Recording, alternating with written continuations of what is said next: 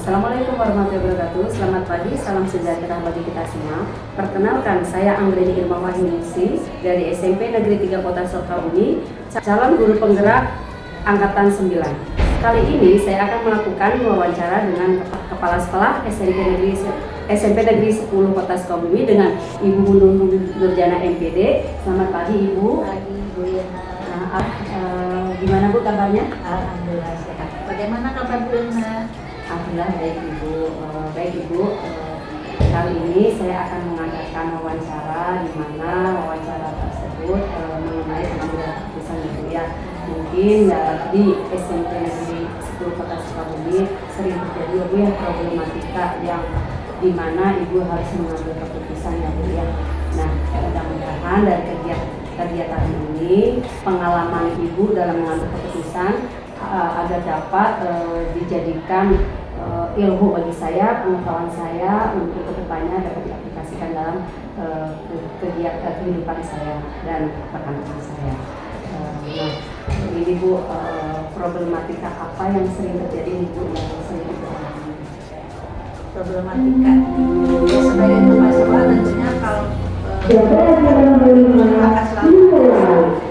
untuk problematika kalau di sekolah ya sekitar siswa, guru, kalau ada hubungan dengan pihak kewajiban tidak terlalu besar, jadi yang paling misalnya tidak ada masalah-masalah tidak terjadi sekitar siswa dan guru.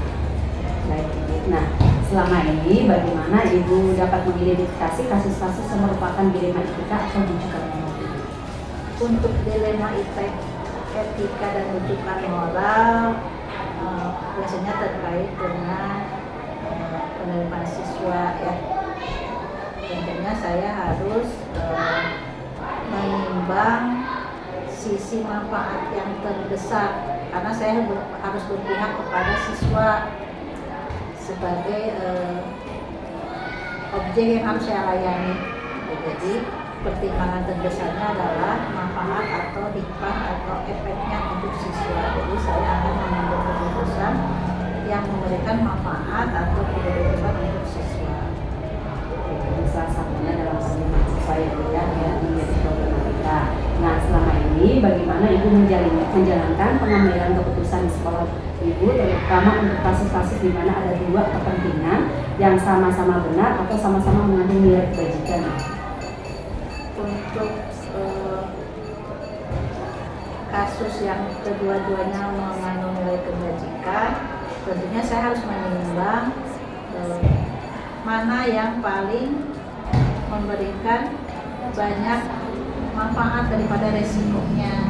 Jadi saya akan mengambil keputusan berdasarkan asas manfaat yang terbesar, sehingga walaupun kedua-duanya memberikan efek positif, tapi tentunya dari itu ada yang lebih nilai positif, ada yang lebih akan yang lebih banyak nilai positif. Selain itu, apakah ada langkah-langkah atau prosedur seperti apa yang bisa Ibu lakukan selama ini? Untuk langkah dan prosedur tentunya kalau bisa dikoordinasikan, saya berkoordinasi dengan pihak-pihak terkait yang memang bisa membantu saya untuk mengambil keputusan, sehingga keputusan yang saya ambil itu memiliki dasar yang kuat dan memiliki dukungan kenapa keputusan itu saya ambil. Tapi dengan kolaborasi ya, dengan komunikasi tadi dengan hal yang terkait ya Bu ya. Lanjut Bu, langkah-langkah atau prosedur seperti apa yang biasa dilakukan selama ini? Prosedur yang saya lakukan selama ini tentunya menganalisa dulu masalah yang munculnya, kemudian setelah dianalisa untuk bisa mengambil keputusan tadi saya berkoordinasi dengan pihak-pihak terkait sehingga pada akhirnya saya bisa mengambil keputusan tersebut. Selanjutnya, hal-hal apa saja yang selama ini Ibu anggap efektif dalam pengambilan keputusan pada kasus-kasus dilema etika? Untuk dilema etika yang paling efektif kita harus punya nilai yang jelas ya, sehingga apa yang kita ambil itu tidak berbenturan dengan nilai. Jadi yang efektif itu adalah kita berpegang pada nilai yang kita pegang, yang kita yakini. Baik, Ibu, terima kasih. Nah, hal-hal apa saja yang selama ini merupakan tantangan Ibu dalam pengambilan keputusan pada kasus-kasus dilema etika? Tantangannya tentunya banyak, karena kan ketika kita dihadapkan pada dilema etika ada berbagai kepentingan yang muncul, dan tantangannya saya harus bisa mengambil langkah sehingga tidak ada pihak-pihak yang merasa tersakiti atau zalimi atau misalkan dirugikan gitu ya. Jadi itu suatu tantangan, karena ketika kita harus mengambil keputusan kan tidak bisa semua 100% mendukung ya, pasti ada bagian-bagian yang tidak mendukung di pihak kita, tapi itu kan satu yang wajar. Dan tadi kan sudah saya sampaikan bahwa ketika kita mengambil keputusan ditimbang mana yang lebih banyak efek positifnya. Jadi dari beberapa sisi, selanjutnya keputusan itu diambil yang terbaik, di mana keputusan itu diambil untuk berpihak kepada semuanya, ya itu ya Bu ya. Nah selanjutnya, apakah Ibu memiliki sebuah jadwal tertentu dalam sebuah penyelesaian kasus dilema etika? Apakah Ibu langsung menyelesaikan di tempat atau memiliki sebuah jadwal untuk menyelesaikannya? Bentuk atau prosedur seperti apa yang Ibu jalankan? Untuk penyelesaian masalah tentunya tidak langsung saat itu, karena tadi kan ada langkah-langkah yang dipertimbangkan, terus ada koordinasi, sehingga tentunya dalam pengambilan keputusan sesudah melalui langkah-langkah sebelumnya. Artinya ada jadwal tertentu untuk melakukan koordinasi dan ada waktu saatnya saya harus menentukan keputusan.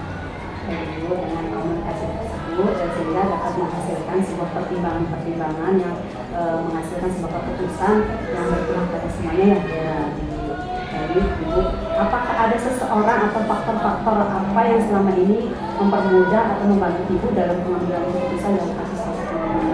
Tentunya kalau di sekolah kan tidak sendiri ya, ada rekan guru yang menjadi wakasek untuk membantu, dan ini sangat membantu ketika berkoordinasi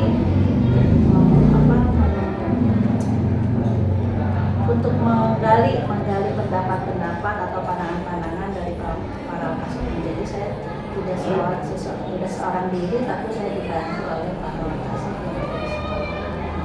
Jadi cenderung dengan mendengarkan dari beberapa pihak ya Ibu ya, secara demokratis mungkin ya Bu ya. Nah, selanjutnya Ibu, dari semua hal yang telah disampaikan, pembelajaran apa yang dapat Ibu petik dari pengalaman Ibu pengambil keputusan di rumah? Untuk pengambilan keputusan dari pengalaman yang saya sudah lakukan, koordinasi itu sangat penting, sehingga kita bisa menerima berbagai masukan, dan ketika kita mengambil keputusan itu keputusan yang sudah jelas arahnya kemana pasti, sehingga ketika ada orang yang mempertanyakan kenapa keputusan yang diambil, kita bisa menjelaskannya. Dan tentunya pengalaman yang sudah dilakukan memberikan pembelajaran bagaimana kita harus berhati-hati dalam mengambil keputusan, yang sampai keputusan diri sendiri tanpa melibatkan berbagai pihak. Baik Ibu, alhamdulillah saya dapat pencerahan ya Ibu ya. Ternyata dalam pengambilan keputusan itu tidak harus sepihak ya Ibu ya, dan pengambilan keputusan itu kan harus dapat dipertanggungjawabkan ya Ibu ya. Jadi dalam pengambilan keputusan itu perlu memerlukan koordinasi, komunikasi dari berbagai pihak ya Ibu ya, agar kita dapat mendengarkan beberapa pendapat sehingga kita dapat mempertimbangkan baik buruknya ya Bu ya. Jadi hasil keputusan itu memang yang terbaik untuk semuanya. Alhamdulillah, mudah-mudahan pengalaman yang Ibu lalui, yang sudah Ibu laksanakan dapat memberikan pencerahan bagi saya. Terima kasih atas ilmunya Ibu. Demikian kegiatan wawancara ini. Mudah-mudahan apa yang disampaikan oleh Bu Nunung dapat menjadi pembelajaran buat kita dalam mengambil keputusan. Dalam mengambil keputusan adalah tidak boleh membuat keputusan secara berpihak. Bagaimana kita harus mempertimbangkan dari berbagai sudut. Sekian dari saya. Terima kasih. Assalamualaikum warahmatullahi wabarakatuh. Terima kasih Bu Nunung. Sama, sukses selalu. Sama-sama Bu.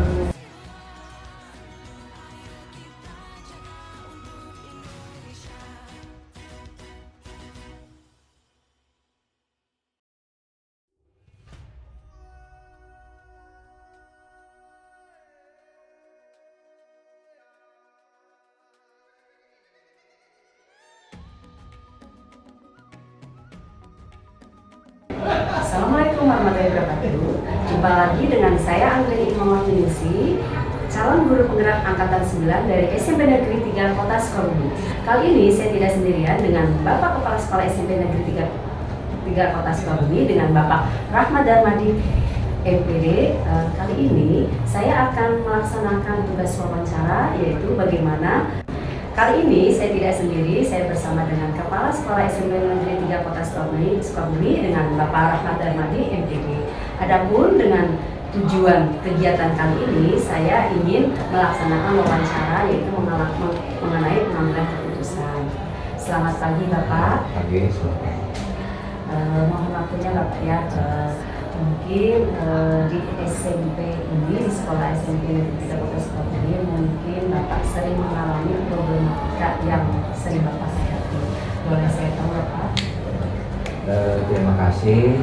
Untuk problem di setiap sekolah itu sebetulnya ada saja ya. Setiap sekolah ada problemnya, hanya dilihat dari situasi dan kondisi siswa, situasi dan kondisi orang tua. Kadang-kadang muncul berbagai masalah ya yang mungkin berbeda dengan yang ada di sekolah lain. Nah, untuk di SMP 3 ini memang ada muncul beberapa masalah. Yang pertama mungkin berkaitan dengan siswa. Berkaitan dengan siswa, kadang-kadang di sekolah atau di kita ini ada siswa-siswa yang harus menjadi korban ya, kalau kejadiannya harus diserahkan kepada orang tua. Nah, itu menjadi problem sekolah untuk kita. Masalah-masalah yang lain berkaitan dengan disiplin para pegawai, penggunaan dana, bos dan lain sebagainya, kadang-kadang sering menjadi masalah untuk sekolah. Baik Bapak, terima kasih atas jawabannya. Nah, bagaimana Bapak dapat mengidentifikasi kasus-kasus yang merupakan dilema etika atau bujukan moral? Nah, untuk kasus-kasus yang menjadi dilema untuk sekolah adalah ketika ada terjadi harus mengeluarkan atau mengembalikan siswa kepada orang tua. Nah, itu menjadi dilema sekali untuk sekolah, terutama kepala sekolah. Ya. Karena lembaga pendidikan itu sebetulnya lembaga pendidikan harus berhasil mendidik anak, jangan sampai di tengah jalan dikembalikan kepada orang tua. Jangan sampai seperti itu sebetulnya idealnya sebagai lembaga pendidikan. Tapi kadang-kadang ada saja siswa yang berkaitan dengan kasus hukum ya dan lain sebagainya. Kemudian siswa yang memang tidak punya motivasi belajar, akhirnya nilainya tidak ada, sering tidak sekolah dan lain sebagainya. Baik Bapak, kompleks sekali apa ya problematika yang terjadi di sekolah ini pada umumnya. Nah, selama ini bagaimana Bapak menjalankan pengambilan keputusan di sekolah Bapak, terutama untuk kasus-kasus di mana ada dua kepentingan yang sama-sama benar atau sama-sama mengandung kebajikan? Akhirnya kami dari sekolah, kepala sekolah mengambil kebijakan yang harus sesuai dengan prosedur yang ada. Kalau misalnya ada siswa yang harus dikembalikan kepada orang tua, kita harus menggunakan berbagai langkah ya. Kita harus sesuai dengan prosedur, langkahnya harus ditempuh. Contoh, kalau siswa baru satu kasus ya, sudah dikembalikan kepada orang tua, itu tidak bagus juga. Nah, makanya wali kelas dan guru BK juga harus mengidentifikasi kasusnya, kemudian membuat surat perjanjian, surat pernyataan. Jangan sampai baru satu kali kejadian sudah dikembalikan kepada orang tua. Nah, berbagai surat pernyataan atau perjanjian itu harus dikomunikasikan dengan orang tua, guru BK dan wali kelas itu membantu untuk melaksanakan perjanjian tersebut. Selanjutnya, langkah-langkah atau prosedur seperti apa yang biasa Bapak lakukan selama ini? Melihat dari kasus itu, ya, kasus dulu, apakah ini memang kasusnya berat atau kasusnya ringan. Kalau misalnya kasusnya berat, sudah berkaitan dengan hukum, nah itu kita juga tidak bisa berbuat apa-apa ya. Tapi kalau masuknya ke kasusnya ringan, sering tidak masuk misalnya, atau anak tidak punya motivasi belajar, ya kadang-kadang kita juga mengambil langkah untuk pembinaan selanjutnya. Nah, sekarang nih Pak, hal apa yang selama ini Bapak anggap efektif dalam pengambilan keputusan pada kasus-kasus yang lain?